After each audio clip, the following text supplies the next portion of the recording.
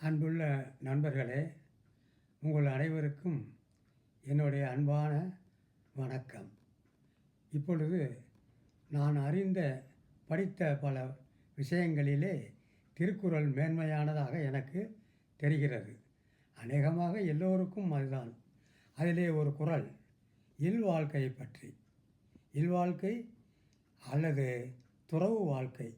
இல்வாழ்க்கை சரியா அல்லது துறவு வாழ்க்கை சரியா என்றால் இல்வாழ்க்கைதான் மேன்மையானது என்று கூறுகிறார்.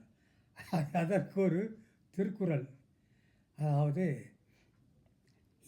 அதாவது இருப்போர்க்கும் இறந்தோர்க்கும் துறந்தோர்க்கும் இல்வாழ்வான துணை.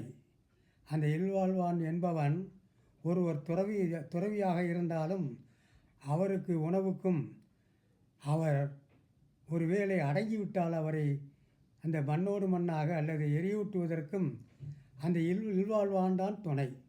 அப்படி ஒரு மேன்மை மிக்கது இல்வாழ்க்கை. அந்த இல்வாழ்க்கை மிகவும் மிகவும் ஒரு புகழ்பெற்ற வாழ்க்கை.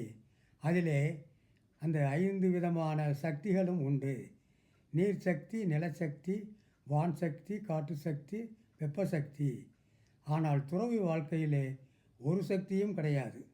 தன்னையே தானே உயர்த்தி கொள்வது ஒன்றுதான் உள்ளது. எனவே இந்த இல்வாழ்க்கையை அவர் மிகப்படுத்தி சொன்னது எனக்கு மிக அற்புதமாகவும் மிக வழிகாட்டுதலாகவும் இருக்கிறது என்று நான் எண்ணுகிறேன்.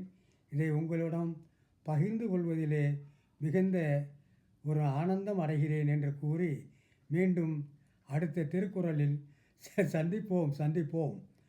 உங்களிடம் விடைபெறுகிறேன். நன்றி, வணக்கம்.